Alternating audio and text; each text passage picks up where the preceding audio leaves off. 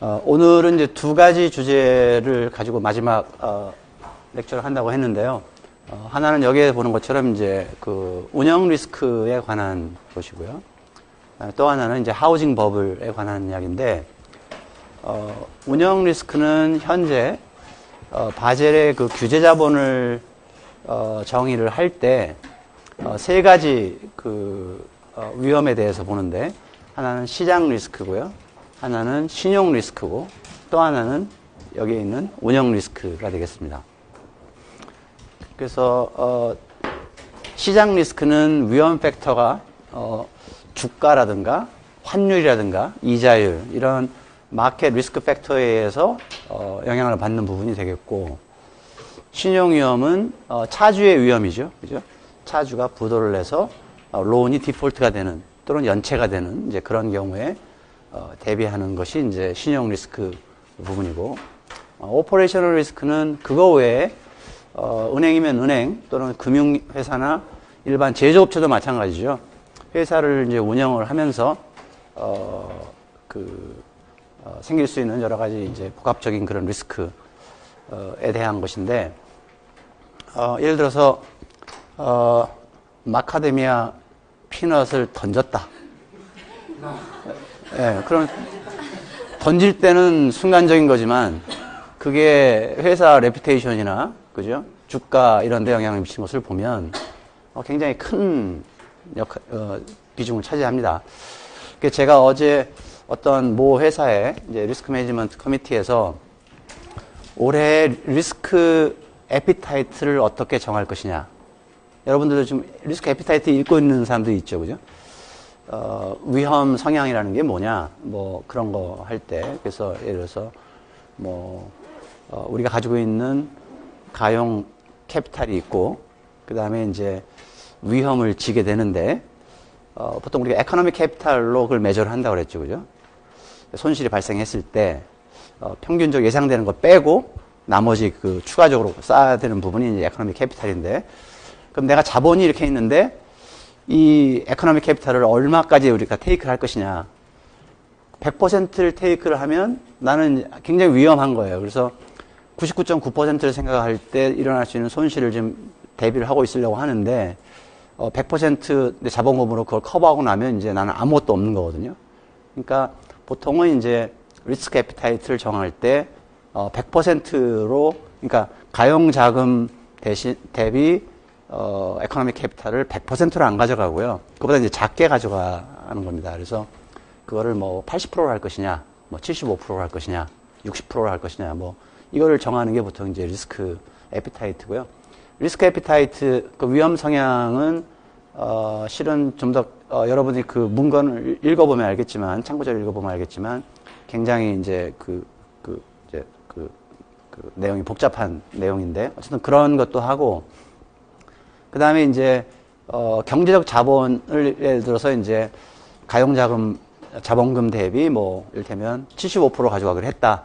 그러면 75%를 이제 각 계열사 간, 또 계열사 내 비즈니스 유니트 간 이렇게 배분을 해야 될 거 아니에요. 그죠? 그래서 우리 회사는 은행이 제일 크다. 그럼 은행 중에서도 뭐 기업 여신이 제일 크다. 그럼 거기에 얼마만큼을 배분할 것이냐, 뭐 이런 것들을 결정하는 데가 위험관리위원회고요. 여러분들은 이제 회사의 그 모델들을 돌려가지고 그런 리스크관리위원회에서 의사결정을 할 수 있도록 그런 자료를 만들어내는 게 아마 여러분들 대부분의 일이 될 것으로 이제 생각을 합니다.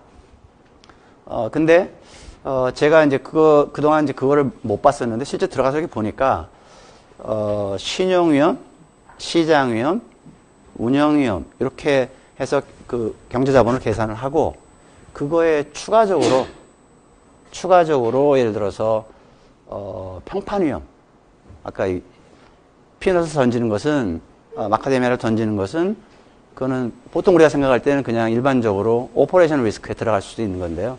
지금은 이제 그 포션이 너무 커졌다고 생각을 해서, 그러니까 예를 들어서 그런 돌발적인 사태가 일어나서 회사의 주가가 푹 빠졌어요. 그 한전 부지를 매입을 하면서 12종가가 날아갔다고 그랬잖아요. 또 모 회사는. 그죠? 그래서 그게 실은 발생할 수 있는 손실액이 있잖아요, 실제로.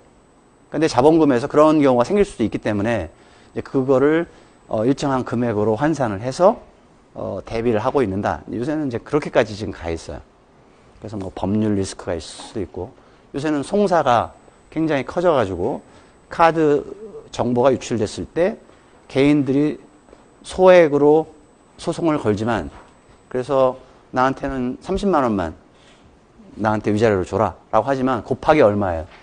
고객이 3천만인데요. 이를테면 이게 굉장히 큰 일이 벌어질 수도 있거든요. 그러니까 그런 것들을 이제 하는 거고요. 그래서 여기에 있는 것은 이제 그런 아주 큰 그런 사건들은 이제 별도로 요즘은 이제 관리를 하고 규제 자본을 쌓는 것이 일반적인 것 같고요. 여기서는 그거 외에 이제 루틴한 비즈니스를 하면서도 일어날 수 있는 게 많이 있어요. 보면 이거는 이제 우리 학교를 졸업한 박사 과정에 계신 분의 이제 논문에서 제가 잠깐 가져온 건데요.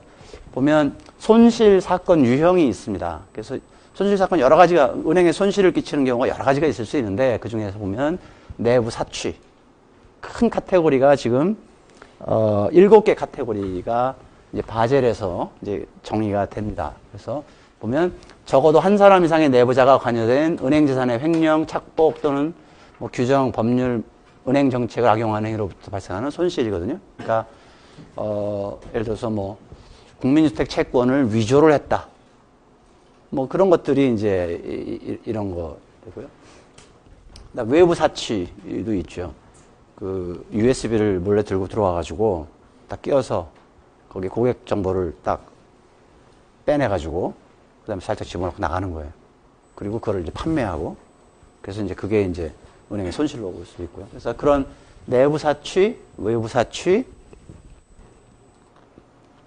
이게 우리 여러분한테 배포한 그 자료에 영어로 표현이 되어 있습니다. 그래서 한번 보고 나중에 영어로 그냥 보시면 돼요.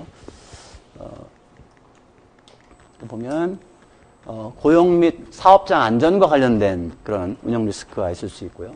그죠? 그래서 뭐 갑자기 우리 회사에 수족관이 터져가지고 큰일이 벌어졌다. 그것도 그죠? 뭐 특정한 회사를 뭐 지칭하는 건 아니고요. 그럴 수도 있다는 거예요. 고객 상품 및 영업과 관련된 특정 고객에 대한 업무상의 의무를 이행하지 못하거나 상품의 특성에 의해 발생하는 손실, 뭐 이런 것들이 있을 수 있고요. 그 다음에 유형 자산의 손실, 그죠? 뭐 회사가 침수가 되는 거예요. 갑자기. 그래갖고, 다 사무집기 떠내라 하고, 뭐 그런 것들이 있을 수가 있고요. 그 다음에 영업 부진 및 시스템 실패에 의한 그런 손실도 발생할 것도, 중요한, 손실 유형이다 하는 거죠. 그 다음에 집행, 전달 및 절차의 관리와 관련해서 거래 처리 및 그 과정의 실패로부터 그러니까 고객이 주문을 넣어달라고 딱 했는데 내가 그거를 잠깐 친구 전화 와가지고 받다가 타이밍을 놓쳐가지고 이제 이를테면 처분을 못했다. 뭐 그런 것도 있을 수 있잖아요, 그죠? 예. 그러니까 그런 것들이 다 이제 구분이 되고요. 근데 이제 이런 크게 봤을 때, 대분류로 봤을 때 이런 형태의 손실 사건이 이제 유형별로 발생을 할 수가 있는데, 이제 그게 이제 비즈니스 유닛으로 보면 뭐 투자, 금융, 뭐 이런 활동을 하는 부서에서 발생할 수도 있는 거고요. 그 다음에 이제 트레이딩과 매매, 뭐 이런 데서 트레이딩 앤 세일즈죠.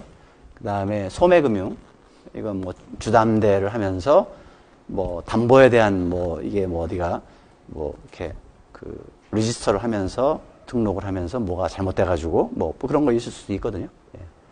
그다음에 기업 금융 있고요. 커머셜 뱅킹.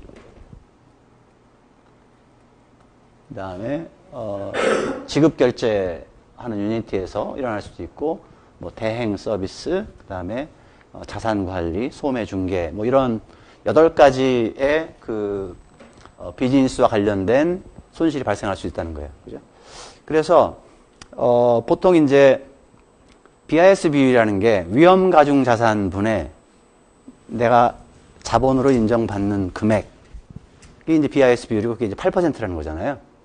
거꾸로 이야기하면 그 자본에 대해서 최소한 12.5배, 그러니까 최대한이네. 최대한 12.5배까지 이제 신용 비즈니스를 할 수 있는 게 이제 이를테면 이제 은행이라고 생각하시면 되겠는데, 그러면 그 운영 리스크의 그 리스크 웨이티드 에셋, 그 RWA를 어떻게 계산을 하느냐? 그러면 우리가 그 신용 위험과 관련된 손실액을 계산하는 것처럼 얘도 어떻게 계산해야 될 거 아니에요, 그죠?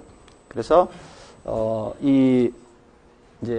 이것도 이제 방법은 몇 가지를 말씀을 드릴 텐데, IRB, 즉 Internal Rating Based 된, 즉 내부 모형에 의해서 할 수도 있고요. 그게 안 되면 뭐 표준법을 할 수 있고 아니면 간편법을 할 수도 있고 이제 이렇게 돼 있는데, 내부 모형에 의해서 한다는 것은 지금 7 by 8이잖아요. 그죠? 위험, 손실 유형과 그다음에 비즈니스 유닛에 의해서 이렇게 일어나는 거니까, 그러면 셀이 7, 8, 56이네요. 그죠? 그 56개 셀을 어떤 손실이 벌어지냐. 그래서 손실 분포를 그릴 수가 있어야 된다는 거예요. 그죠? 그 분포를 그려서 이제 계산을 이제 해야 되는데, 그게 이제 생각보다는 이제 쉽지는 않아요. 그래서 지금은 이제 많은 부분이 이제 가정에 의해서 그게 모델이 셋업이 되고, 그다음에 데이터가 쌓여가면서 이제 잘 이제 가고 있는데, 어쨌든 이제 그런 게 지금 전체적으로 이제 큰 픽처고요. 근데 오늘 특히 전반부에 말씀드리려고 하는 것은 운영 리스크가 보니까 지금은 그 BIS 비율을 결정할 때 아주 크게 영향을 미치지는 않는데, 일단 발생하면 굉장히 심각할 수 있는 그런 상황이 되기 때문에 이것을 이제 어떻게든 운영 리스크를 줄이고 하기 위해서 관리를 해야 되겠다 하는 거예요. 그러면 내부 사취는 그러면 어떻게 이게 모니터가 돼야 그런 리스크를 줄일 수가 있겠냐, 뭐 되겠죠, 그죠? 그래서 이제 바젤에 참여하는 사람들은 어떻게 생각을 했냐면, 어떤 인덱스를 만들어 봐라. 그래서 키 리스크 인덱스라는 것을 만듭니다. 그래서 키 리스크 인덱스를 만들어서 그 56개의 셀에서 어쨌든 간에 그런 손실이 발생하는 할 것 같은지 안 한지 이것을 모니터할 수 있게끔 그걸 하라는 거예요. 근데 그래서 이제 이런 거에 의해서 은행들이 어떻게 하고 있나를 봤더니, 이제 키 리스크 인덱스 핵심 위험 지표거든요. 보니까 이를테면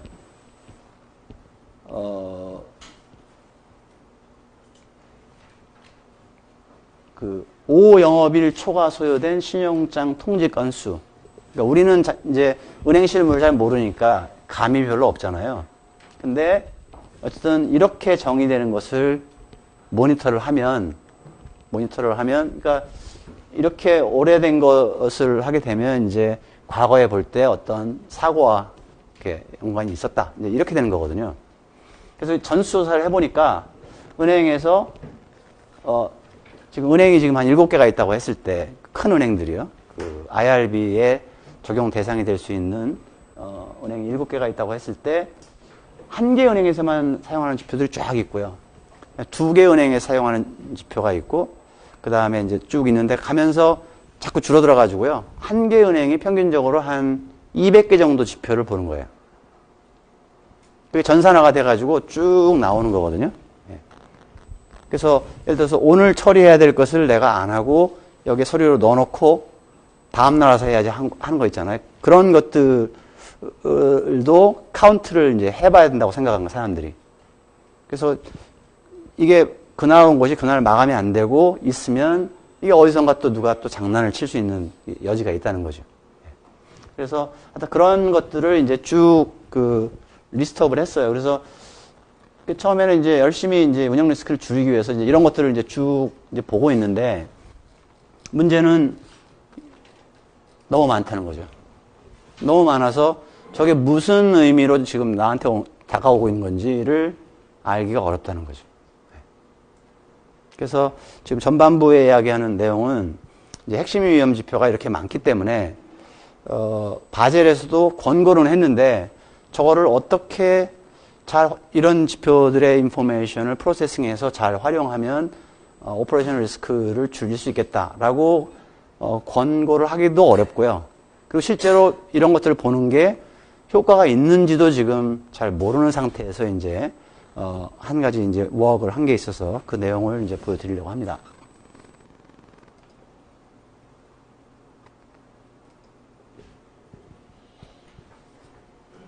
그래서 이야기를 한 것처럼 이게 한 번도 이런 일이 이제 이루어지지 않았기 때문에 여기 이제 바젤 커미티에 가서 이제 발표를 했는데요.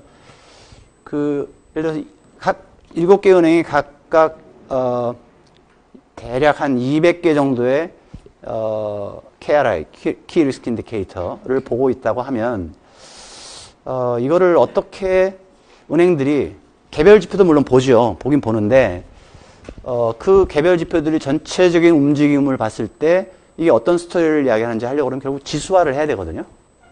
근데 지수화를 해야 되는데 지수화를 하려고 하면 그다음에 이제 또 이제 감독 당국 입장에서 보면 A 은행의 운영 리스크의 상태가 B 은행보다 더 나쁘다, 좋다, 뭐 이런 이야기도 좀 하고 싶은 거예요. 근데 아까 보니까 어떤 지표는 이쪽 은행에서 보고 어떤 지표는 이쪽 은행에서 안 보고 그럴 수도 있고요. 그 다음에 저런 지표들의 정의가 조금씩 달라서 유사한 거라고 하더라도 정확하게 일치가 안 되는 거 있을 수도 있을 거 아니에요. 그죠? 그래서 실제로 지표화를 하기가 어렵다는 거예요. 지수화를 하기가. 그래서 이제 어떻게 이제 우리가 이 박사과정에 있는 그때 이제 박사과정에 있었는데 이번에 이야기를 했냐면 그러면 KRI 중에서 정말 중요한 지표들을 좀 추려보자. 정말 핵심적인 지표를 한번 추려보고 그 정의를 통일을 해보자. 그래서 그 지표가 어느 정도 의미가 있다고 했을 때 그것을 한번 지수화를 해보자. 이렇게 이야기가 된 거예요. 그래서 여러분들이 그 지난 그 강의 내용을 생각을 해보면 은행 같은 데는 카멜 지표 뭐 이런 것들을 보는데요. 그게 자본 적정성, 뭐 자산 건전성, 수익성, 그다음에 유동성. 그래서 이제 그다음에 이제 안정성, 스테빌리티에서 그 약자를 따서 이제 카멜스 뭐 이렇게 뭐 매니지먼트도 있을 수 있고요. 이제 그거를 그래서 이제 BIS 비율이 어느 구간에 있으면 몇 점, 뭐 이런 식으로 이제 그 지표들을 해서 한 숫자로 서머라이즈 한 게 이제 스코어링 점수고, 그래서 당신은 A등급, B등급, 최저등급, 2등급. 5개 등급으로 지금 관리를 하고 있거든요. 마찬가지로 이것도 일단 구성 지표들을 은행마다 똑같이 통일을 시키면 그 지표들을 잘 분석을 해서 그거를 이제 스코어로 환산을 하고 레터 등급으로 바꿀 수가 있겠다. 이렇게 생각을 한 거예요. 그래서 그거를 그러면 왜 안 했느냐? 물론 이제 2011년만 해도 이제 초기였고요. 그 다음에 한국처럼 금융당국이 이렇게 권위와 권력과 이런 게 센 데가 없어요. 그러니까 미국 은행에서는 예를 들어서 감독당국이 불러가지고 우리가 이런 중요한 일을 해야 되니까 와서 태스크포스에 사람도 좀 보내고, 그다음에 이런 자료가 필요하니까 내가 만들고, 이렇게 일사불란하게 되기가 쉽지가 않거든요. 근데 저희는 그냥 바로 그냥 서큘러 딱 보내면 되거든요. 집합 2명, 차장 이상급 뭐 이렇게 하면 딱 오니까요. 그래서 이제 그 작업을 이제 시작을 했어요. 그래서 약간 좀 탑다운으로 이렇게 누르는 어프로치 같지만 실은 이게 은행 산업에 도움이 될 것이다 라는 판단하에서 이제 시작을 했다는 거고요.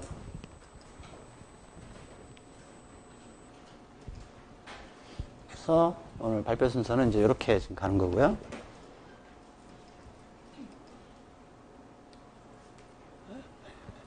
그래서 지금 2011년이니까 이제 2008년 그때 이제 파이낸셜 크라이시스 이후에 회사에서 예를 들어서 리만에서 CRO, 그러니까 그 최고 그 위험관리 책임자가 지금 이렇게 파생 상품을 이해도 안 되게끔 이렇게 가는 게 큰 위험입니다. 그러니까 그래? 그러면 당신 월급은 누가 줘? 영업이 주지? 그럼 네가 쉬어야 되겠네? 이제 이렇게 된 거예요.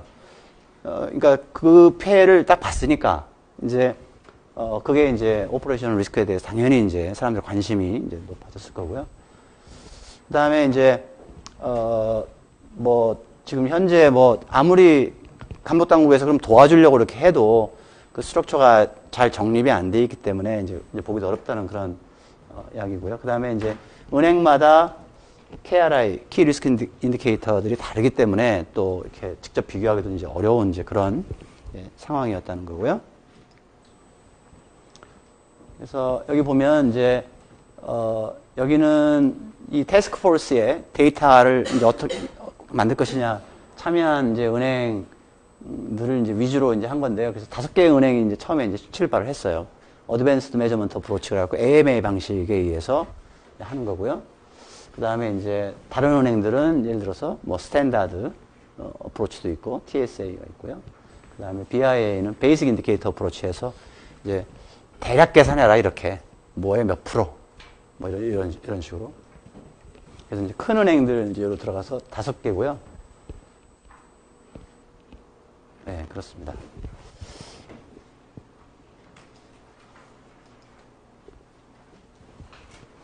그래서 뭐 아이디어는 심플해요.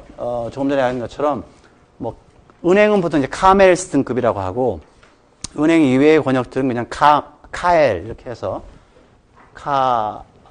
카엘이거든요. 네, 그렇게 해서 이제 이런 구성 지표들이 이제 이런 것들을 측정한다고 했을 때 그러면 이제 레이팅 스코어를 해서 썸업을 한다. 이제 뭐 그런 거거든요.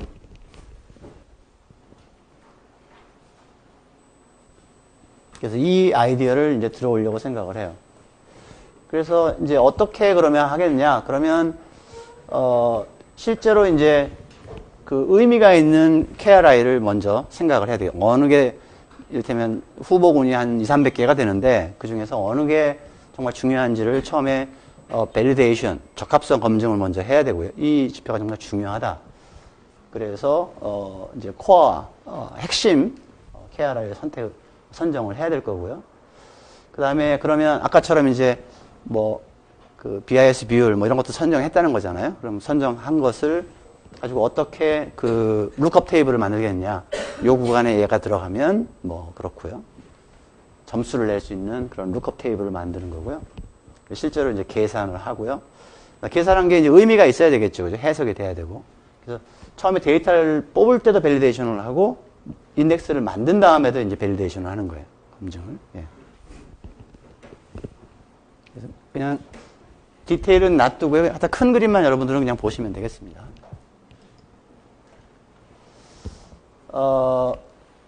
그래서 이제 오늘도 저희 대학이 이제 총장님을 이제 새로 뽑기 위해서 총장 후보 추천위원회가 열렸어요.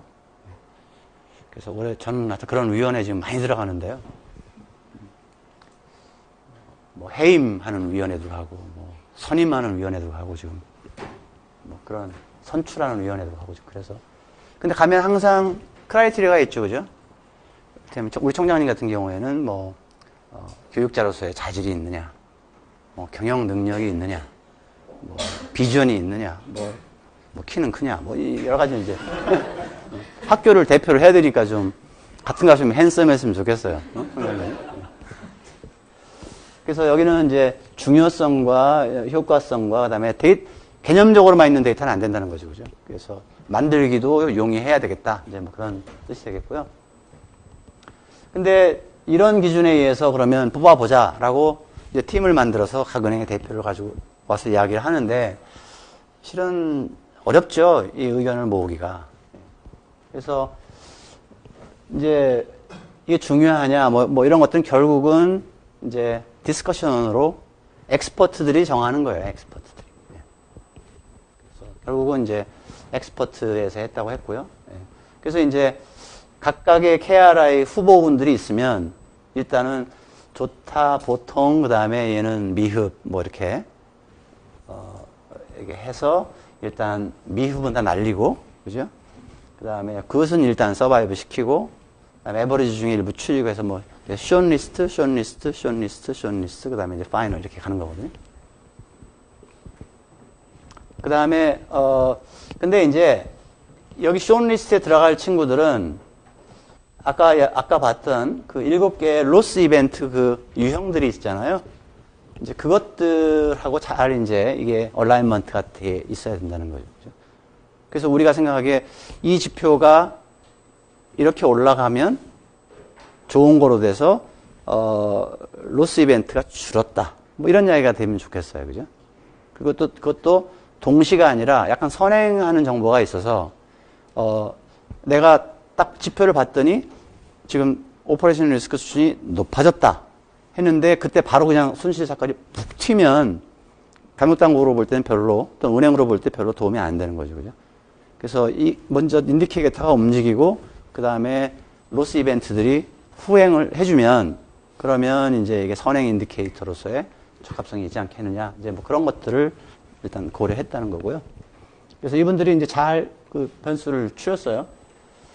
그 다음에 이제 데이터도, 예를 들어서, 미숙하게 처리한 어떤 업무 건수가 있는데, 그걸 조그만 은행이 그 미숙한 건수로 가지고 있는 거하고요. 아주 큰 은행이 가지고 있는 거하고, 이를테면 통계가 5건이라고 그러면 그 의미가 좀 다르죠. 그죠? 예. 그러니까, 어떤 금융지주회사 같은 경우에는 직원이 3만 명인데요. 3만 명이면 진짜 매일 사고가 안 터지는 게 제 생각에는 오히려 이상할 정도예요. 그죠? 근데 어쨌든 그런 것 때문에 사이즈를 어떻게든 이제 어저스트를 해야 된다는 거고요. 이제 그런 방법은 이제 별도로 했고요. 그 다음에는 이제 어떤 특정한 그 지표가 사이즈를 어저스트를 했을 때 그러면 이제 참여한 은행이 5개 은행이라고 하면 5개 은행에 이제 월별 시계열을 쭉 만들 건데요. 그러면 걔를 이제 풀에 놓고 분포를 한번 그려봅니다. 분포를 그려봐서 정규 분포한다고 그러면 우리가 상대평가율로만 하는 것처럼 지금 5등급으로 나누려고 하는 거니까요. 이제 정규 분포에서 딱딱딱 나눌 수가 있잖아요. 이거를요. 그죠? 예. 그렇지 않고 만약에 분포가 정규 분포를 안 하면 그러면 이제 뭐 우리가 할 수 있는 게 그럼 난 파라메트릭하게 해야 되겠죠. 그러면 소팅을 쫙 해갖고 이제 쿼타일로 나눠서 뭐 15%, 85% 이상 미만 이렇게 하고 그 다음에 또 요거 사이, 그 다음에 가운데 뭐 이런 식으로 이제 난 파라메트릭하게 해야 되겠다. 이제 그런 내용이 되고요. 예. 그래서 이제 실제로 이제 만들고 뭐 한다는 건데요. 그래서 예를 들어서 어떤 특정한 데이터가 정규 분포한다고 하면 평균 플러스 마이너스 뭐 예를 들어서 0.5 표준 편차. 거기가 이쪽이 있고 이쪽이 있을 거 아니에요. 그죠? 뭐 그렇게. 그다음에 1 표준 편차. 이렇게 하면 실은 구간이 들어랑 나눌 수가 있겠죠. 아니면 뭐 10th percentile 뭐 25, 50, 75. 아니면 뭐 이런 식으로. 그죠? 그래서 이거는 이제 몇 개를 시뮬레이션을 해보고, 그래서 서로 약간 좀 변별력도 있게끔 만들고 하는 이제 그것도 아트의 영역이 일부 있긴 있지만, 뭐 일정한 룰로 만들 수 있다는 거예요. 이 페이퍼는 해보니까, 그러니까 정규분포에 그냥 근접하고요. 이 방법을 하든 이 방법을 하든 이 방법을 하든 뭐 거의 그렇게 큰 차이가 안 나는데, 가끔 사람들이 보면 이게 거의 비슷한 아이디어인데, 이렇게 하면 사람들이 이해를 하고요. 이렇게 하면 이해를 못하는 사람도 있어요.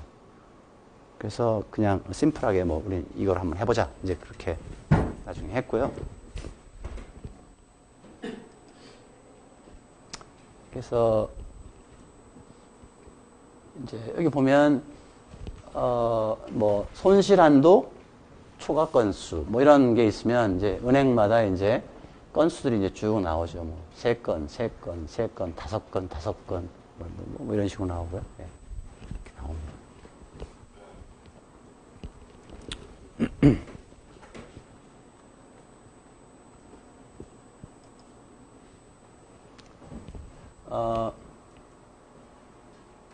그래서 여기는 이제 그렇게 해서 컴파짓 인덱스가 하나 만들어졌을 때 실제 오퍼레이셔널 로스 이벤트 하고 이제 비교를 해서 과연 이제 포워드 루킹하는, 즉 선행하는 어떤 정보를 인덱스가 가지고 있으면 좋겠다. 이제 뭐 그런 내용이 되겠고요.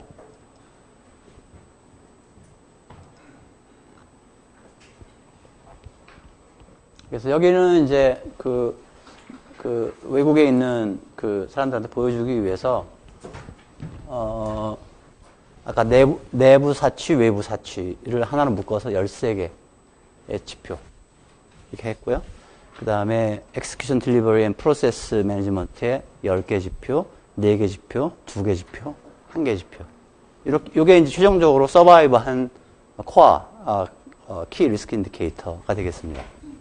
그래서 뭐 내용들은 뭐 여러분들은 뭐 그냥 지나가도 될 것 같고요. 그러면 이제 왜 여기는 1개밖에 없느냐? 여기 보니까 practices and workplace safety인데 왜 여기는 1개냐? 여기는 13개인데 이제 이렇게 이야기가 될 수 있잖아요. 어떻게 justify 하면 될까요? 여러분 다음 슬라이드 보기 전에 여러분이 해서 이렇게 숫자가 나왔어요. 이렇게. 그러면 왜 이 숫자냐?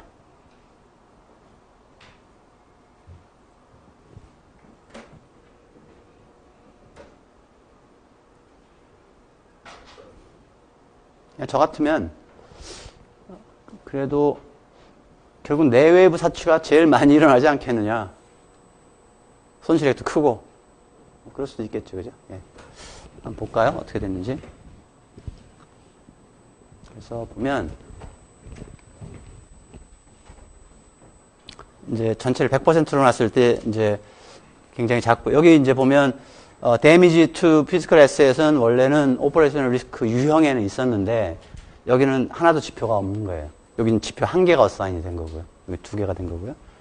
그래서 보니까 이 표본 기간 동안에 number of loss event를 보니까 전체 개수가 몇 개가 될 텐데 2004년부터 2009년까지죠.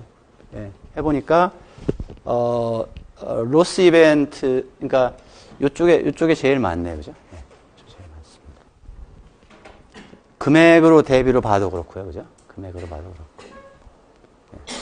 그 다음에 여기 보니까 오퍼레이셔널 리스크 캐피탈을 아까 어사인을 한다고 했는데 은행에서 자체적으로 처음에는 이제 썸이 있을 거고 그죠? 썸을 이제 이렇게 배분을 할 거 아니에요. 그래서 이거 대비해서 이 정도 쌓고 이거 대비해서 이 정도 쌓고 했다는 거예요. 그래서 실제로 손실 사건들이 이런 패턴으로 발생을 하고 건수나 양에 의해 볼 때 그 다음에 은행도 거기에 비슷하게 그런 비례적으로 이런 쪽에 이런 쪽에 그다음 이런 쪽에 이런 쪽에 이런 쪽에 이렇게 금액을 하고 있더라 하는 거예요. 실제로. 예. 그래서 이제 이런 상황이기 때문에 좀 더 여기에 많은 지표들을 이제 본다. 이제 뭐 그런 뜻이 되겠고요. 그래서 뭐냐면 이거를 설명하는 어떤 지수를 하나 만들고 싶은 거잖아요. 그죠? 얘를 잘 설명하는. 그러니까 당연히 그 정도의 대합이 리즈너블 할 수도 있다 하는 거고요. 그래서 봤던 이제 이런 이제 3가지 룰로 각각 컴파일을 이제 해보겠다는 거고요.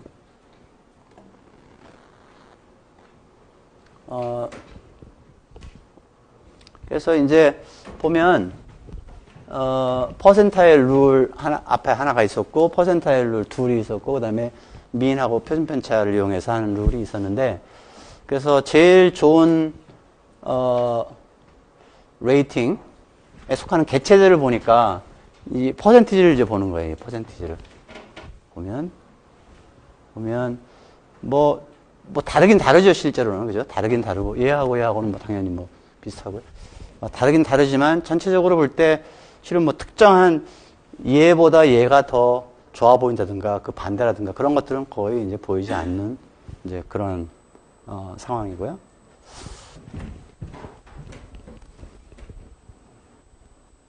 그래서 각각 요거 3방법으로 이제 이거를 컴파일을 해봤어요. 해봤더니 ORI는 이제 Operational Risk Index가 되겠죠, 이제.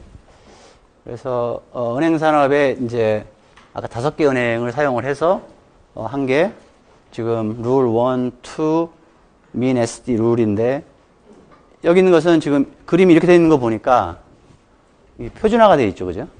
표준화가 되어 있습니다.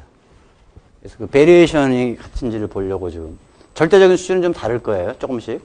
근데 베리에이션을 보면 뭐 굉장히 유사하고요, 코릴레이션들이 뭐 이렇게 높습니다. 그래서 이제 어느 거를 가져가도 뭐 큰 뭐 차이는 없는 거죠. 그래서 제가 그저께군요. 화요일 날 그 국가통계위원회를 갔었는데 국가통계위원회에서도 이제 새로운 어떤 이제 국가 공인 통계를 이제 만들기 위해서 보통은 이렇게 합니다. 방법 1, 방법 2, 방법 3. 이렇게 보여주고 통계위원들이 이제 뽑으라고 하죠. 그러면 요거네요. 그죠? 근데 그런 게 아니라 이제 어떤 경우에는 이제 이런 정도의 차이가 중요하지 않을 수도 있고 또 중요할 수도 있는 그런 국가 통계들이 있어요. 그래서 그런 것들은 이제 디베이트를 해서 이제 어느 적정한 것으로 이제 고르게 됩니다. 보니까 2007년이면 이제 지금 미국 쪽에서 막 빌드업이 되고 있는 상황이잖아요. 그죠? 그래서 팍 터진 거잖아요. 우리는 2008년 9월 요쯤에 이제 한 거죠. 그죠? 네. 그래서 여기는 지금 숫자가 낮을수록 좋은 거면 낮을수록 예. 그러니까 높을수록 이제 나쁜 거고요. 그랬더니 그냥 언뜻 그냥 시산을 해놓고 봤는데 아무 생각 없이 시산을 해놓고 딱 봤는데 대체 이렇게 해놓고 보면 높잖아요. 낮고요. 그죠? 네. 그래서 이게 리저너블한 모양이냐 아니냐를 먼저 이야기해야 되겠죠. 그러니까 통계적으로 뭘 해보기 전에 이런 지수가 내가 예상이 됐느냐 상식적으로. 그래서 지금 이게 오퍼레이션 리스크를 어떤 추세를 보는, 그러니까 이거는 이제 이 오퍼레이션 리스크 인덱스는 개별 은행에 대해서 만들 수 있고요. 그 개별 은행을 이제 평균 내면 이제 인더스트리 지수가 될 텐데, 세 가지 방법으로 표현한 시산을 해본 평균적인, 즉 인더스트리의 오퍼레이션 리스크 인덱스인데, 전체적인 모양이 이게 리즈너블 하냐 이거죠. 그래서 이제 우리는 어떻게 생각을 했는가 하면, 지금 나라가 지금 들썩한 거 아니에요, 지금. 글로벌 위기가 왔기 때문에.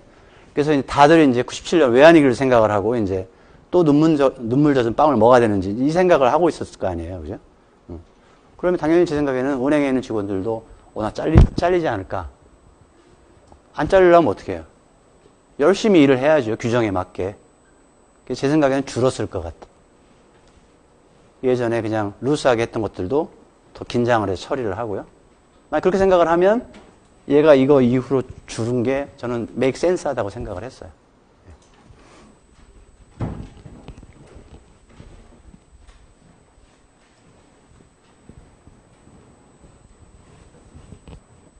보통 어느 조직의 수장이 바뀌면 내가 어떻게 될까라고 생각해서 보통 일을 안 하는 게 일반적입니다. 그냥 탁 엎드려서 어쨌든 나한테 내가 관심을 받아서 좋을 일이 하나도 없다. 이러고 있거든요. 근데 이렇게 국가적인 시스템 위기가 오게 되면 실은 이제 그 단계를 떠나는 이야기이기 때문에 긴장을 많이 한 것 같아요. 그래서 어떻게 받는가 하면 6개월 후에 그 로스 이벤트하고 6개월 후에 이벤트하고 저 지수하고, 그러니까 5개 은행의 로스 이벤트들은 다 합쳐가지고 애그리깃 해서 그게 시리즈를 쭉 만들어 갖고요. 그 시리즈하고 그 다음에 그러니까 로스 이벤트도 예를 들어서 10만 원이 비었다.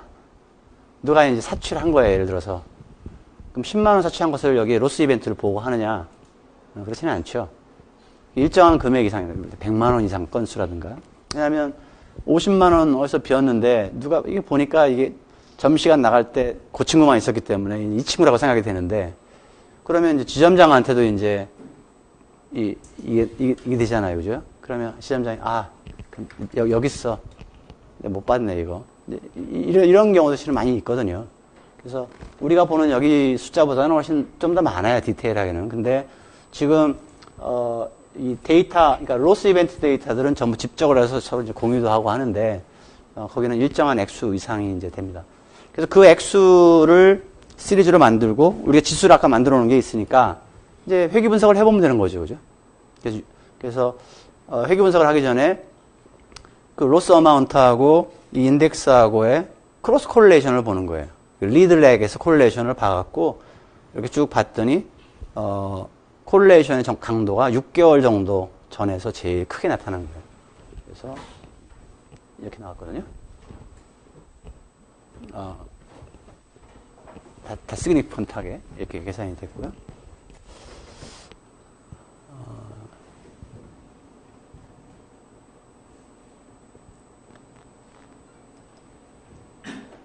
그래서 여기 보면 이게 로스 이벤트고요.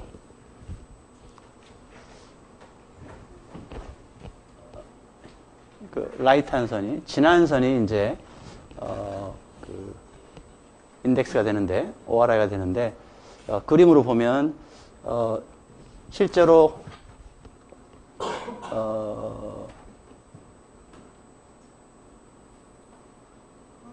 그러니까 두 개가 실은 어떻게 되는 거죠?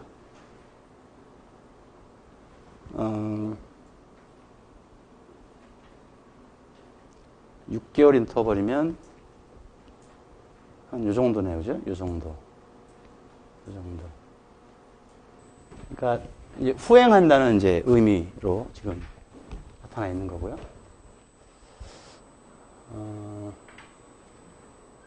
그래서 이제 얘가 실제로 이제 꺾어지니까 낮아지니까 로스 어마운트도 나중에 낮아진 거죠.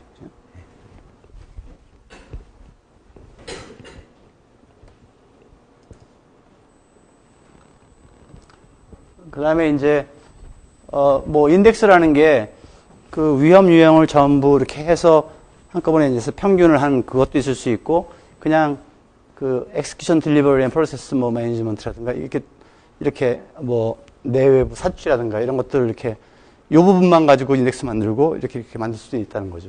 서브 인덱스도 만들어 볼 수 있다는 거죠.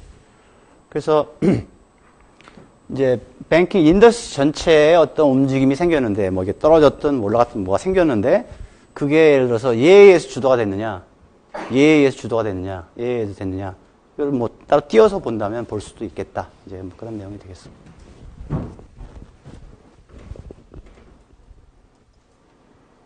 그래서 이게 이제 은행은 다 이러면 감췄습니다. 그래서 하여튼 이 중에서 5개 은행은 실제로 이제 IRB 은행이고 그다음에 그 중에 하나는 IRB를 준비하고 있는 한 은행이었어요. 그래서 IRB에 실제 참여하고 있지는 않지만 향후에 참여를 해야 되기 때문에 이 태스크포스에 들어와서 데이터를 같이 이제 만들고 이 작업을 한 은행 포함해서 6개 은행이거든요. 그 6개 은행에 그걸 만드는 거예요. 그래서 뭔지 모르지만 이 은행이 지금 제일 수준이 높다는 거예요, 지금. 그러니까 여기가 제일 잘 관리가 지금 되고 있다는 은행이고요. 여기가 제일 지금 뭐 어려운 거고요. 예. 어떤 은행일 것 같아요? 큰 은행 중에서 오퍼레이셔널 리스크가 크겠다.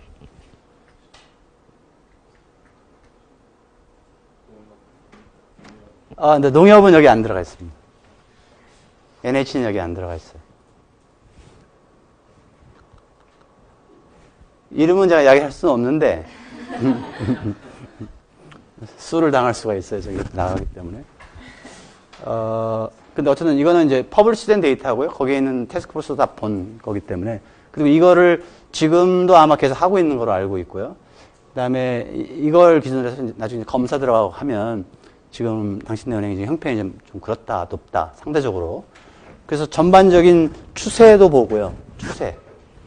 그 다음에 특정 시점에서 보면 디스트리뷰션이 있잖아요. 높고 낮은 게 있으니까. 그래서 지금 떨어지는 추세인데 당신네들이 안 떨어지고 있다라든가 뭐 그런 이야기를 해줄 수가 있다는 건데, 보니까 이 특정한 은행 같은 경우는 왜 이럴까를 생각을 해보니까, 이 특정한 은행 같은 경우에는 그 리테일 포지션이 많은 거예요. 리테일. SME하고 리테일. 그러니까 사고가 많이 날 확률이 높죠. 일단 건이 많기 때문에 그래요. 건이 많기 때문에. 그래서 H은행 같은 경우는 대기업 여신을 잘하거든요. 그래서 굵은 거 하고 굉장히 또 투명하게 되고 당연히 액수가 너무 크니까. 근데 뭐 소액으로 뭐 몇백만 원씩 나오고 몇천만 원씩 나오고 하는 그런 데에서는 좀 약간 좀 루스할 소지들이 상대적으로 많다는 거예요. 예. 그래서 SME나 리테일 쪽에 포지션이 많은 은행들이 우리가 예상할 수 있는 것처럼 개별 은행에 대해 시산을 해봤더니 실은 오퍼레이션 리스크가 높다 하는 거고요. 또 저 은행이 또 신문에 많이 나옵니다. 예. 그 뒤에 몇 개 슬라이드가 있는데 이거는 뭐 논문의 분량을 제가 맞추기 위해 살 수 없이 그냥 해본 거고요. 쓸데없는 이야기입니다. 그래서 뭐 결론을 보면 오퍼레이션 리스크가 결국은 이제 인덱스가 보니까 인덱스는 그 운영위험 관리 수준을 이야기해 주는 것 같다 하는 거고요. 우리가 생각한 대로 다행히도 선행 정보가 어느 정도 있다 하는 거고요. 근데 보니까 리테일이나 SME가 많은 쪽, 그러니까 앞에 있는 상위 두 개 가장 끝에 높은 은행들은 대체로 보면 SME나 그 소매금융 쪽에 포지션이 많은 그런 은행들이었다. 뭐 그런 내용이고요.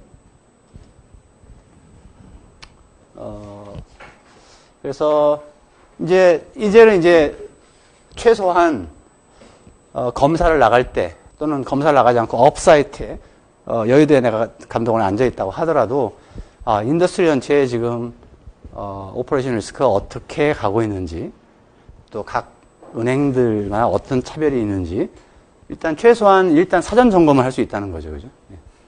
그러면 지금 제일 위험하게 된 그런 데는 가서 그걸 봐야 될 거 아니에요, 그죠? 예. 그럼 들어가서 이제 핵심 지표를 좀 더 많이 이제 들여다보고 그런 걸 할 수 있는 도구가 될 수도 있겠다 하는 그런 긍정적인 결과가 있었다는 거고요. 그 다음에 이제 그렇죠. 이제 전에 이제 서로 약간씩 다르고 뭐 포커스가 조금씩 다른 그런 지표들을 이제 봤었는데 이제 어느 정도 통일된 핵심 지표들이 이번 작업을 통해서 만들어졌다는 거고요. 뭐 당연히 이제 저게 눈에 보이면 저 지수가 움직이고 하는 것은 이제 회장도 이제 딱 보면 이게 올라가는 게 나쁜 거지. 뭐 그러면 이제 거기에 대한 어웨어니스가 생기잖아요. 그리고 어디까지 이거를 내부적으로 볼지 모르지만 보면서 리스크 컬처도 이제 빌드가 되겠고요. 리스크 컬처라는 게 이제 위험에 대해서 자기 애티튜드가 생겨가지고 이거는 정확 관리해야 돼. 이게 결국은 하나 막는 게 요만큼 더 버는 것보다 더 중요해. 이제 이런 마인드가 이제 리스크 컬처니까요. 이제 그런 거에 이제 도움이 될 수도 있겠다. 이제 이런 취지로 작업을 한 겁니다. 저는 굉장히 재밌게 작업을 했는데 어떤 것 같아요? 근데 쓴 툴은 별거 아니잖아요, 그죠? 데이터를 만들어서 걔를 그냥 분포를 만들어 가지고 끊어서 일정하게 점수 부여하는 방식을 해갖고 데이터를 만든 거잖아요. 별거는 아닌데 우리 사회과학이라는 게 실은 뭐 그런 거거든요. 그러니까 열심히 큰 중요한 문제를 푸는 것도 있지만 이렇게 실용적으로 이런 경우에 200개씩 지표를 보고 있는 이 딱한 사람들을 어떻게 하면 도와주거나 내가 여기서 관리하는 목적으로 활용할 수 있겠냐 해보면 하나의 방법이라는 거죠. 그러니까 일종의 이거는 아카데믹한 것보다는 실은 컨설팅 웍에 가까운 거예요. 그래서 우리 클래스에는 아주 적절한 예제가 될 것 같아서 가져왔고요. 이제 이건 하우징 버블을 추정을 하는 건데 이제 버블이라는 거는 이제 뭐 여러 가지 관점에서 정의를 할 수가 있어요. 그러니까 항상 주식의 버블, 주택 가격의 버블 뭐 이런 것들을 이야기할 때는 항상 우리가 내재 가치라는 걸 먼저 생각을 합니다. 이제 우리가 생각하는 어떤 좋은 조건, 최적의 조건에 움직인다고 하면 이 값이었을 텐데 그 값에서 벗어나는 게 있잖아요. 근데 그 벗어나는 게 잠깐 벗어났다가 나오는 상대적으로 짧게 하는 것을 크기도 크지도 않고 그런 것들을 보통 우리가 fad라고 많이 부릅니다. fad. 사람 변덕스러운 거 있잖아요. 이게 fad거든요. fad and fashion 그래갖고 영어 표현은 이제 그게 있는데 fad and fashion이 이제 내재 가치에서 일시적으로 잠깐 벗어났다 다시 돌아오고 하는 이제 그런 게 이제 fad and fashion이고요. 그걸 이제 우리식으로 표현하면 투자 심리 주식에서는 뭐 이제 그런 거고요. 그 다음에는 이게 지속적으로 증가를 합니다. 지속적으로 증가하다가 어느 순간인가 탁 터지는 거예요. burst 하는 거예요. 그게 이제 하우징 버블이거든요. IT 버블 무섭게 올라갔거든요. 2000년대 초반에 미국도 그렇고 한국도 그렇고 그러다가 이제 팍 주저앉았잖아요. 그런 게 버블인데 그러면 버블을 추정하는 것은 당연히 이게 특정 시장이 과열됐는지 안 됐는지 이제 이런 것들을 판정을 함으로써 정책적으로 이제 그걸 커렉션을 할 수가 이제 있다는 거고요.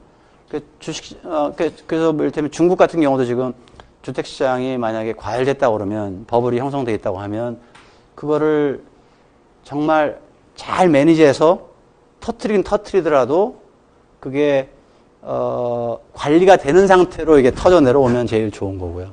그렇지 않으면 이제 어느 순간에 한꺼번에 예상 못한 시점에 그냥 팍 터지면 이제 그게 이제 그 나라 경제가 이제 주저앉는 이제 그런 경우가 생기는 거죠. 그래서 굉장히 중요한데 문제는 이 내재 가치라고 생각되는 선을 그리는 방법을 우리가 몰라서 그러는 게 아니라 그 방법이 너무 많아서 사람들이 어그리하기가 어려운 거예요. 여러분 HB 필터 배웠잖아요. 그럼 주택 가격이 딱 있으면 HB 필터로 쭉 그리고 벗어난 거는 다 이게 버블이라고 부르시든 패드 앤 패션이라고 부르시든 그렇다. 뭐 이렇게 할 수 있잖아요. 부터 시작해서 HB 필터도 스무딩하는 정도에 따라서 이게 데이터를 더 따라갈 수도 있고 직선이 될 수도 있고 여러 가지가 있을 수 있죠. 그죠? 예. 그래서 어렵다는 거예요. 그게. 그래서 어떤 식으로든 한번 접근을 해보자 하는 게 이 스터디고요. 그래서 이 스터디는 제가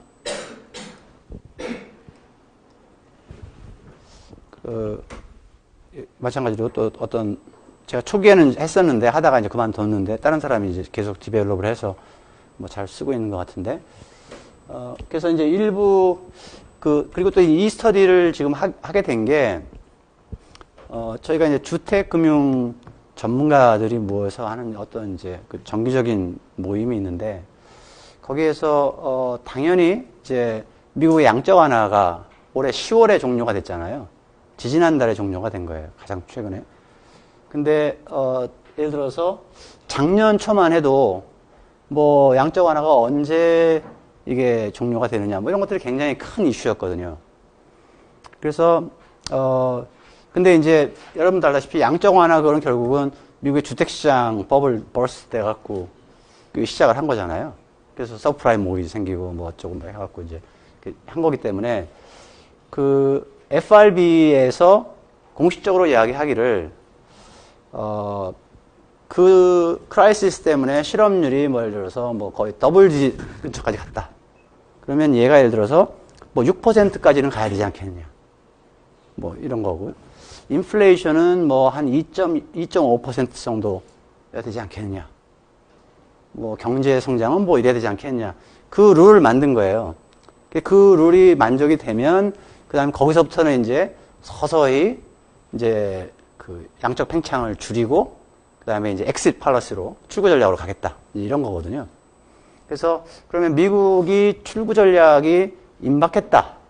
그러면 이제 양적 완화가 이제 그때 축소되는 거고요. 축소되면 한국 경제에 임플리케이션이 그럼 미국에서 이제 유동성이 풍부해져 갖고 막 돌아다니는 돈이 이제 주체를 못 해 갖고 한국에 와서 채권 사고 뭐 부동산 펀드에 들어오고 막 이렇게 했는데 이제 다시 이제 미국의 그 이자율이 이제 올라가기 시작하면 얘가 썰물처럼 빠질까봐 이제 걱정을 한 거잖아요. 그러면 우리 이제 자금이 딸리고 뭐 어쩌고 이제 그런 것 때문에 이런 스터디가 여러 가지로 물려 있는 거예요. 중요성이. 그래서 여러분들도 나중에 애널 같은 거 할 때 이제 매크로 뷰 같은 거 이런 걸 하게 되면 이제 이런 프로그램들이 이제 하나 있으면 핸디할 수도 있겠어요. 근데 여러분들은 어쨌든 나한테 주어진 시간이 30분밖에 없다. 우리 부장님이 나한테 이거 하라고 그랬는데 그러면 HP 필터 그냥 하시면 돼요. 그죠? 30분 안에 할 수 있는 게 뭐가 있겠어요? 그거죠, 뭐. 근데 그렇지 않다고 그러면 이제 좀 더 이런 것들을 생각할 수 있다는 거고요. 그래서 시간이 제가 한 15분 정도가 있기 때문에 이렇게 뭐 간단하게 제가 말씀을 드릴게요.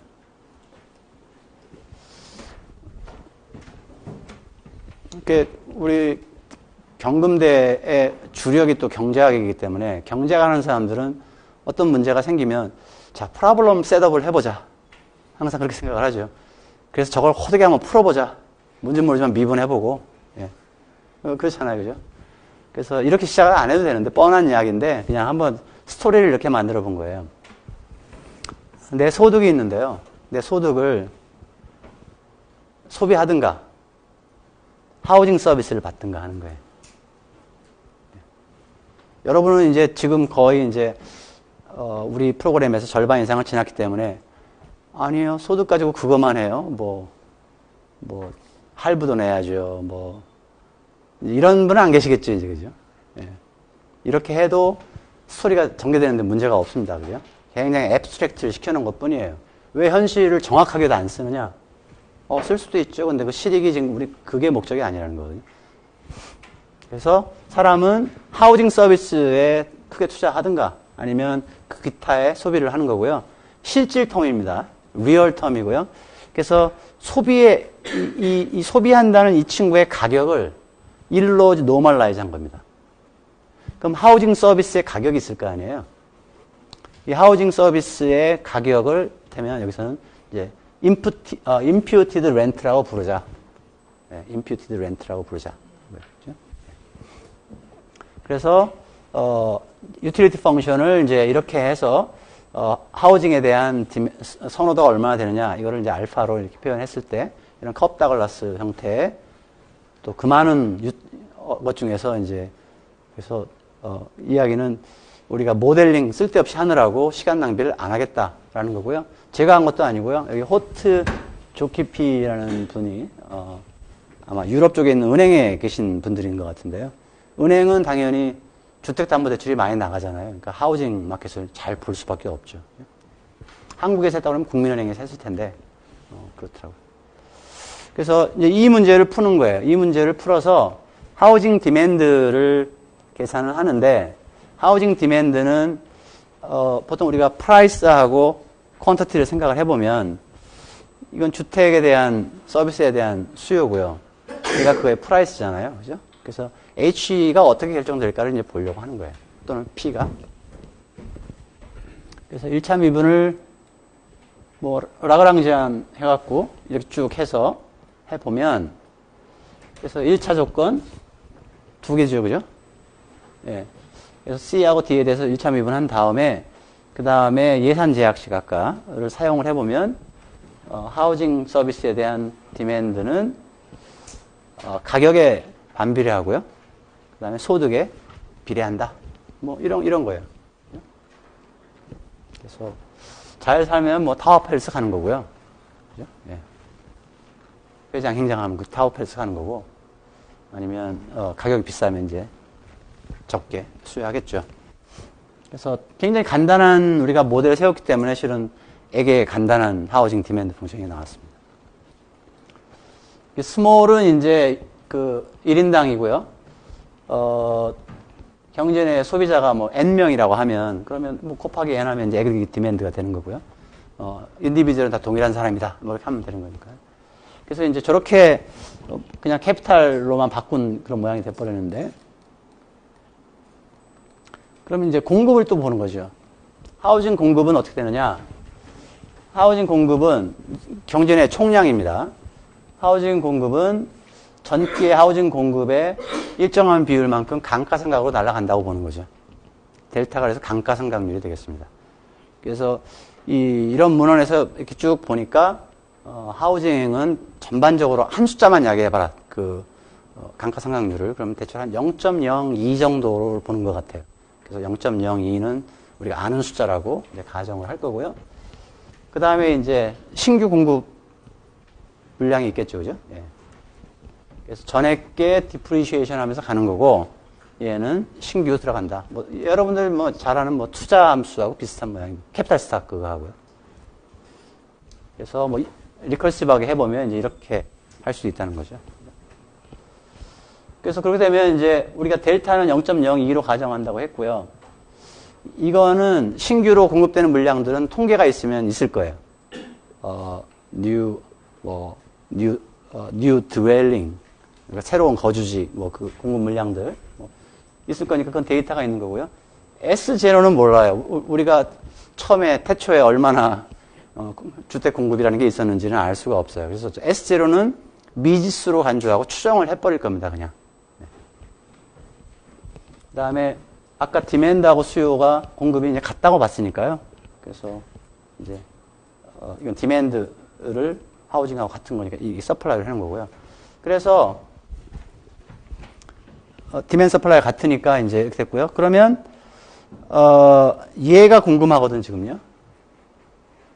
그 임퓨티드 렌트라는 하우징 서비스에 대한 가격 개념이죠. 걔가 어떻게 결정되느냐? 그럼 걔는 이렇게 하면 얘가 내려올 거고요.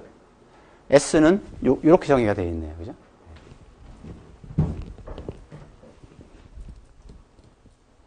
그래서 제가 이 경제학 원론이나 미시, 거시를 가르쳐 본 지가 꽤 오래돼서 제가 탁 졸업할 때는 거시를 가르쳤거든요. 대학원 거시를. 근데 거의 지금 20년 정도를 안 가르쳐서 이제 지금도 이런 식으로 가르치는지 모르겠어요. 이것보다 더 훨씬 좋은 모델이 많이 나왔을 것으로 생각은 하는데 어쨌든 그렇고요. 그러면 이제 얘가 이제 임퓨티드 렌트인데 내가 하우징 서비스를 지금 받고 있으면 그거에 대한 가격이라는 거잖아요. 내가 지불하는 가격인 거죠, 그죠? 일종의. 근데 내가 만약에 하우징을 안 쓰고 있으면 저게 이제 내가 받을 수 있는 기회가 되는 거죠, 그죠? 그래서 이 하우징 프라이스라는 것은 어떤 하우징 서비스를 통해서 나올 수 있는 미래의 저 프라이스 시리즈를 디스카운트 백 시킨 것이다 라고 볼 수 있다는 거죠. 그게 지금 근데 미래는 모르니까 expectation이 들어간 거예요. 그렇게 생각한 겁니다. 그래서 얘는 이론에 의해서 이런 식으로 간단하게 결정된다고 심플한 모델을 잡은 거고요. 그 다음에 얘는 그냥 현가다. 얘는 주식에서 배당 시리즈가 있으면 디스카운트 백 시킨 거와 마찬가지인데 근데 얘는 지금 하우징과 관련되어 있는 것이기 때문에 어떤 것이 적절한 할인율이 되겠냐 그러면 얘는 모기지자율이 돼야 될 것 같고요. 그죠? 모기지자율이고 얘는 모기지 시장에서 어떤 프리미엄이 있다고 하면 리스크 프리미엄이 될 것이다. 스프레드가 될 것이다. 이런 식으로 하는 거죠. 그래서 실제 시리즈가 있겠죠. 그죠? 실제 리얼 프라이스가 있을 거예요. 그 다음에 이쪽이 만약에 계산이 된다고 하면 이제 얘가 펀더멘털한 밸류가 되는 거죠.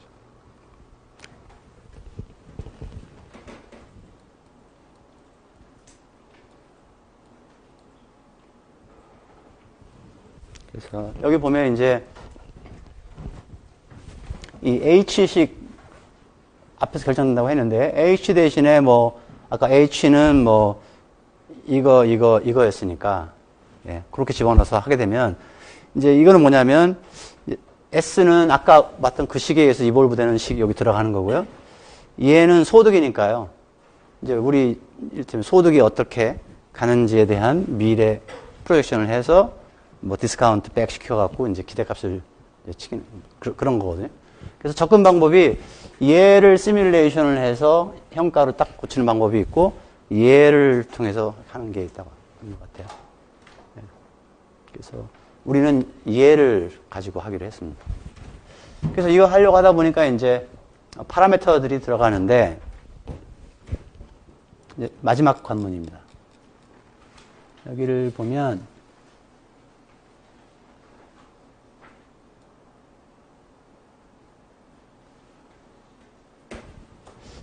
이제 두 단계로 하는데요. 여기 식이 뭐냐면 알파에 y에 여기가 s였어요. 서플라이. 근데 서플라이는 이렇게 정의가 됐었거든요. 그러면 이거의 이름이 뭐였었냐면 imputed rent였거든요. imputed rent. 한 달 동안 쓰는 서비스에 대한 렌트예요. 일단 한 분기 동안 프리퀀시는 쿼터리인데요. 근데 이거는 실제로 관측되는 월별이든 분기별이든 렌트가 되죠. 그래서 로그를 취해갖고요. 요 차이가 모든 샘플 기간에서 볼 때 최소화시키도록 요 파라미터를 찾을 겁니다. 얘는 가정을 하고요.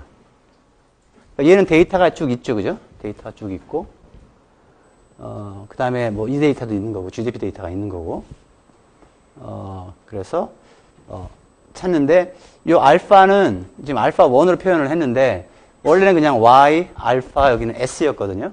근데, 여기서 이런 것들을 정의하는 스케일하고 얘하고 스케일이 다를 수가 있기 때문에 그 스케일 어저스트 하기 위해서 알파를 알파 1이라고 표현해 놓고 추정을 합니다. 그래서 이제 알파 1이 추정이 되면 여기서 이제 바이 프로덕트로 이제 S가 생기게 될 텐데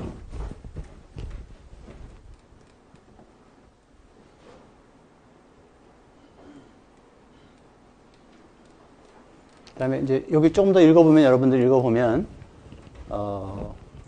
그다음에는 이제 그래서 이제 먼저 H를 먼저 이제 픽스를 하고 그다음에 그거의 시리즈가 이제 있으니까 그 시리즈를 이제 샘플 기간이 이렇게 있으면은요. 요 정도쯤에 출발을 해서 여기서 H 시리즈가 쭉 있으니까 얘를 가지고 얘를 미래를 프로젝션을 해서 계산을 하고 하면서 실제 프라이스가 있고요. 그 시점마다 이 값을 계산하는 거예요, 실제로. 그래서 얘 두 개가 거의 같아지는 이것도 스케일 조정을 하기 위해서 이제 알파 2가 된 거고요. 그럼 뭘까를 찾아본 겁니다. 그래서 여기는 조금 여러분 생각을 해야 되고 그다음에 이게 생각보다 코딩 리퀘어먼트가 좀 있어요. 그래서 좀 하지만 실제로 이제 핸들이 되는 프로블럼이고요. 그래서 여기서 추정하는 파라미터 뭐 알파 2라든가 알파 1이라든가 그다음에 S0 이거는 별 의미 없는 숫자이기 때문에 생전 처음으로 이 워크를 하면서 추정을 했대 추정한 값하고 표준 편차 t 통계량 p 밸류를 발표 안 한 그래서 약간 좀 파러시 오리엔트된 그런 게 있어요. 그래서 미국 사람들은 무슨 데이터를 보나 봤더니 실질 GDP 딱 가면이 있습니다. FRB 세인트루이스에 프레드라는 시스템이 있는데 거기 데이터베이스 모기지 이자율 30년짜리 있네요. 그죠? 주택가격 그 다음에 렌트 그 다음에 소비자 물가지수 신규 주택 공급 그래서 이렇게 사용을 했고요. 한국도 동일하게 사용했으면 좋은데 한국은 이해가 없어요. 이해가. 지금은 렌트 지수가 있어요. 월세 지수. 한국은. 근데 그게 아마 2010년인가 11년부터인가 시작을 할 거예요. 너무 짧죠, 그죠? 예.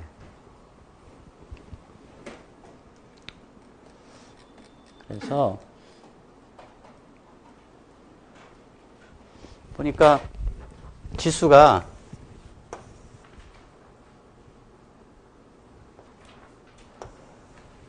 이렇게 가요. 이렇게.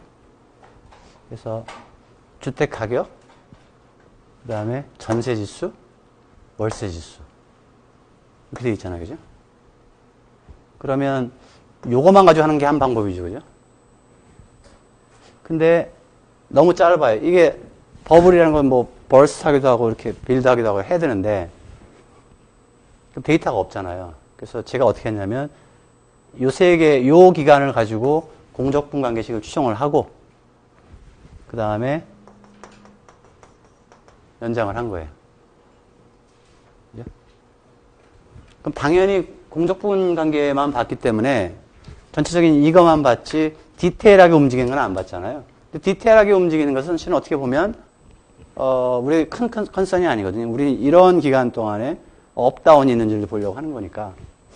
그래서 그렇게 한번 해봤어요. 그랬더니 사람들이 어떻게 데이터를 만들어서 할 수가 있느냐. 네, 굉장히 그래요. 그래서 근데 안 해볼 수는 없잖아요. 미국 데이터를 가지고 벌써 사람들이 해봤는데 미국 데이터만 가지고 하면 뭐 도움이 안 되겠죠. 그래서 어떻게 하면 좋을까요? 이것도 한 방법은 방법이죠. 그죠? 근데 사람들이 이거에 대해서 부담이 많은 거예요. 그러면 뭐 그냥 다른 러프한 걸 생각을 해보는 거죠. 다른 러프한 건 뭐예요? 월세라는 개념이 뭐냐? 그러면 집을 사서 은행에 이제 전세가 들어오면 은행에 맡길 거 아니에요. 그 월마다 들어오는 수입이 있겠죠, 그죠? 그거하고 러프하게 지금 아이디어가 같죠, 그죠? 그래서 그 모기지 대출 금리로 해서 전세 지수에 뭐 그 금리를 곱해서 한 뭐라든가 뭐 그런 것들을 이제 사용할 수가 있다는 거예요. 그래서 여기 보면 전세 지수 곱하기 1 더하기 저축성 예금 금리를 1200으로 나눈 거 보니까, 그러니까 얘는 지금 퍼센트로 돼 있다는 거예요. 퍼센트로 돼 있어서 100으로 나눌 거거든요. 근데 이게 연율이니까 지금 월별 지수를 먼저 만들려고 하니까 12 더해서 이렇게 1200으로 나눈 거죠. 그래서 이렇게 해서 나중에 익스포넨시에이트 시키면 얘가 나올 거고요. 그다음에 아니면 이제 이렇게 이제 해서 이걸 프락시로 생각할 수도 있겠다. 그래서 2번. 3번. 기다리는 거죠, 뭐. 안 하고. 언젠가 데이터 쌓이겠죠? 그래서 얘하고 컨시스턴트하냐를 보기 위해서 두 개 메저를 성장률 개념으로 그려보니까 굉장히 유사하게 움직인다, 어쨌든. 뭐 그런 내용이고. 그래서 한번 지나가고요. 결과를 보는 게 이제 얘입니다, 얘. 그래서 이게 2013년 Q1이니까요. 이거를 그릴 수 있는 게 2013년 여름이에요. 여름. 왜냐하면 미국도 데이터가 업데이트 되는 것들이 그렇게 빠르지가 않아서 또 정부에서 발표하는 자료도 있고 그렇지 않은 것도 있어요. 그래서 제가 이제 요 시점 돼서 이제 발표를 할 때 처음에는 이게 뭐 잘 되는지 안 되는지 알 수가 없잖아요. 근데 미국 사람, 그러니까 오리지널 페이퍼인 사람들은 여기까지 데이터를 썼더라고요, 여기까지. 그래서 여기까지 데이터를 쓴 것만 같이 딱 해보니까 같아요. 그 사람들이 발표한 거예요. 그럼 일단 제 방법이 그 사람 거를 리플리케이션 한 건 맞잖아요. 데이터도 똑같이 가져왔고. 그 다음에 데이터를 확장을 해서 이렇게 본 거예요. 그래서 제가 이 페이퍼를 어디서 그 발표를 할 때 한 10월쯤이었는데 QE가 당분간 지속될 것이다. 왜냐하면 아직 안 붙었다, 이게. 펀더멘털. 아직 밑에. 이게 지금 여기서 꺼진 거잖아요. 서프라임 모기지에서. 꺼져갖고 내려갔고요. 예. 다시 한번 이야기하지만 얘는 실질 가격입니다. 실질 가격. 한국은 명목 가격을 봐요. 주택 매매 지수가, 주택 가격 지수가 올라갔다, 떨어졌다, 몇 프로. 이걸 보는데 실은 인플레이션을 어저스트하는 게 맞죠, 이게. 왜냐하면 우리가 실물하고 지금 이야기를 하는 거기 때문에 그렇습니다. 그래서 기다려야 될 것이다 하는 거예요. 그리고 시간이 또 지났죠, 그죠? 시간이 지났습니다. 그래서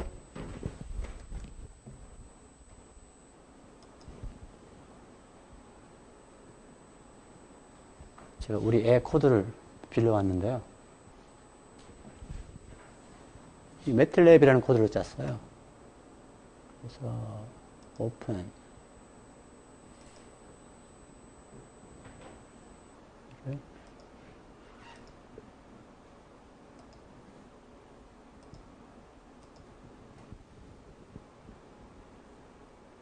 안 보이지만 아마 지금 백그라운드로 돌아가고 있습니다, 지금.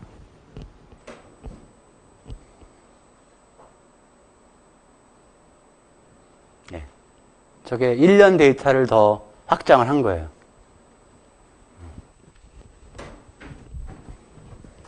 그래서 이 데이터를 만약에 할 수 있는 시간이, 그러니까 요 때부터 이제 한 5, 6개월이라고 생각을 해보면, 이게 작년, 그러니까 올해죠. 올해 여름쯤에 볼 수 있는 그림이 이거거든요. 그럼 제 생각에는 이제 끝난다, 이제. 끝났잖아요. 그래서 10월에 끝났잖아요. 그러니까 미국 사람들은 정책을 할 때 어떻게 해요? 계산을 해보고 하는 거예요. 실제로. 아베노믹스는 어떻게 해요? 그냥 지르는 거잖아요. 네. 거기서 실은 뭐 이렇게 하긴 하겠죠. 근데 어쨌든 네. 이렇습니다. 네. 그래서 이 분석의 능력이라는 게 의사결정할 때 정말 도움이 되는 거죠. 그럼 얘만 올라갔느냐? 고용지표 뭐 이런 거 다 보면 마찬가지로 처음에 그 QE를 종료하는 거에 프라미스 했던 것들하고 대부분 다 비슷하게 맞았죠. 한국이 궁금하시죠, 그러니까? 근데 한국은 지금 중요한 그 논의들이 진행되고 있기 때문에 여기까지만 보여드리고 최근 거는 제가 안 보여드리려고 하거든요. 최근 건 제가 없고 이거 작업을 계속 하는 친구가 하고 있는데 이게 그 미국의 주택 가격이 어떻게 움직이느냐라고 본다 그러면 어느 국제 컨퍼런스를 가도 아까 봤던 그 그림이 나와요. 이렇게 삐쭉한 거 있죠? 그건 다 그 사람들은 실질 가격을 딱 표시하기 때문에 그렇습니다. 근데 한국은 명목 지수를 이렇게 플러스하고 데몬스트레이션 하기 때문에 이 그림이 아닙니다. 달라요. 그래서 여러분 안 쓰고 그냥 제가 이걸 딱 그려놓으면 여러분이 아, 저 처음 보는 그래프인데 이렇게 되는데요. 실은 리얼 프라이스고요, 이게요. 그래서 아까 두 가지 버전, 1번, 2번 버전의 그 렌트 대용치가 있었는데 해봤을 때 두 개가 이렇게 나오는 거예요. 그러니까 여러분들이 보시기에 make sense 한지만 보시면 돼요. IMF 때. IMF 때. 폭락했죠? 저 요때 집 샀거든요. 요때. 정말 어려워서 막 입주하려는 사람이 포기를 할 수밖에 없는 상황이 됐어요. 18평인데. 아, 25평인데. 그분들한테 참 미안하고 고맙고 그런 상황인데. 이랬고요. 회복이 됐고요. 여기서는 경기가 좋았죠. IT 버블 뭐 해갖고 이제 또. 그 다음에 여기서부터는 뭐 주식 오르고 이제 사람들이 이제 막 랠리가 일어났죠. 이거. 예. 그래서 제가 연구년을 시애틀에 2002년하고 3년 여름 이렇게 갔다 왔는데요. 제가 요때였거든요. 요때 들어왔거든요. 근데 그 25평 여기서 샀던 게 너무 좁아요. 이제 애들 다 커가지고. 이렇게 애 셋, 5명이 살기에는 너무 좁은 거예요. 25평, 방 3개지만. 근데 딱 살려고 보니까 이렇게 된 거예요, 이렇게. 그래서 정말 가고 싶었던 아파트를 안 사고, 지금 현재 사는 거기를 샀는데. 그래서 그렇고요. 그래도 뭐 이때 산 거보다 낫죠, 뭐. 다 돌아왔으니까 지금. 그래서 저는 이때 샀잖아요. 거의 이게 맞는 약인 것 같은 게, 일단 제가 만약에 한 5천을 주고, 5억을 주고 샀다. 그럼 이게 한 7억 5천쯤 갔다가 지금 한 거래는 안 되지만 6억 뭐 이러는 것 같아요. 그림 똑같잖아요. 저는 아주 이게 와 닿아요. 숫자가. 와 닿는데. 그래서 사람들은 아 이거 뭐 그냥 아무나 쭉 그으면 되는 선인데 뭐 그러느냐 하지만 두 개가 말하는 메시지가 뭐예요? 그러니까 이게 이렇게 됐잖아요. 이렇게. 우리가 원하는 건 뭐죠? 아까 보니까 이렇게 가야 지금 하는 거잖아요. 그래서 여기도 마찬가지로 2013년 1, 4분기니까 이제 1년 데이터를 더 해보면 아는 거죠. 그죠? 제가 그 보기는 봤거든요. 이런 형태가 안 바뀐 거예요. 저는 그래서 지금 금리도 좀 내려야 된다고 생각을 하고 하는 게 이 그림을 저는 봤기 때문에 그렇습니다. 이 메저먼트가 아무리 그렇다고 하더라도 실은 대부분 다 설명되는 그런 패턴으로 봐서는 이게 뭐 그래도 이런 걸 안 그려본 것보다는 낫다는 게 제 생각이고요. 그래서 제가 이제 잠정적으로 보니까 이거거든요. 한국 데이터는 짧고 미국 데이터는 오래전부터 계산할 수가 있어서 딱 봤더니 이제 업, 다운이 있는데 이제 미국은 이렇게 업 하잖아요. 근데 과거에 보니까 얘네가 먼저 다운되고 우리도 푹 다운됐고요. 그죠? 예. 그 다음에 다운됐고 그래서 보면 에피소드가 많이 겹치지는 않지만 대체로 한 1년 정도가 차이가 나는 렉이 있는 것 같아요. 미국이 출렁거리면 우리가 같이 출렁거리면서 우리가 회복하는 게 한 1년 정도는 최소한 걸리는 것 같아요. 그래서 요 페이퍼를 처음에 준비할 당시만 해도 그래서 우리가 미국이 만약에 엑스파르스를 한다 그러면 우리도 너무 초저금리고 증권사 보험사가 어렵고 하니까 은행 어렵고 하니까 우리도 빨리 엑스파르스 하고 올려야 된다 다시. 근데 저는 아니라고 그랬거든요. 이런 렉 스트럭처가 혹시 작동하는 게 뭐가 있다고 하면 양국을 링크하는 그런 게 있다고 하면 우리는 그렇게 급하게 가면 안 된다. 그런 취지로 발언을 했어요. 그래서 시간이 이제 많이 가서, 그래서 이렇게 이게 뭐, 어떻게 보면 한국은행에 대한 컨설팅으로 여러분이 이런 일을 할 수도 있고요. 주택금융공사에 대한 컨설팅으로 이런 것들을 할 수도 있고, 하여튼 여러 가지를 지금 많이 활용을 할 수가 있을 거로 생각을 하는데, 이 컨설팅은 여러분들 기본적으로 알고 있는 그런 툴킷을 가지고, 그 다음에는 많은 상상력과, 그죠?